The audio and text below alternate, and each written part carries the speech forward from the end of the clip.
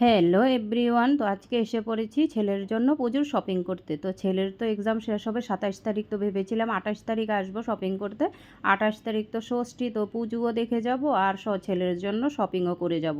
কিন্তু কি হয়েছে, আমাদের এখানে প্রাইম মিনিস্টার আসবে 22 তারিখ, তার জন্য ছেলের এক্সামটা একটু চেঞ্জ হয়েছে। আর এখানে আমরা 4 দিন সময় পেয়েছি, তো ভাবলাম বসে থেকে লাভ নেই, ছেলের ড্রেসটা কিনে ফেলি, কারণ বাচ্চা মানুষ, ওর তো ড্রেস লাগবে। আর ওর এক্সাম শেষ হতে হতে পুজো এসে পড়বে, আগের দিন এক্সাম শেষ, পরের দিন থেকে পুজো শুরু হয়ে যাবে। তো এসেছি আমরা পুজোর শপিং করতে, তো এসে দেখি এত একটা মানুষ নেই, তো ভাবলাম কি হয়েছে, তারপর আসলাম আমরা ম্যাক্সে এসে দেখি প্রচণ্ড ভিড়। আর ভিড় না হলে পুজো পুজো ফিলিংসটা আসে না পুজোর সময় বাজার করতে আসলে। তো এখানে আমরা সব কিছু শপিং করার পর এসে পড়েছি খাওয়া দাওয়া করতে, কারণ অনেক রাত্র হয়ে গিয়েছে। তো এখানে আমরা নিয়েছি বিরিয়ানি আর মাংস। খাওয়া দাওয়ার পর তারপর আমরা এসে পড়েছি বাড়িতে, আর আমরা অনেক কিছুই কিনেছি, সব কিছু তো আর ভিডিওতে দেখানো সম্ভব নয়।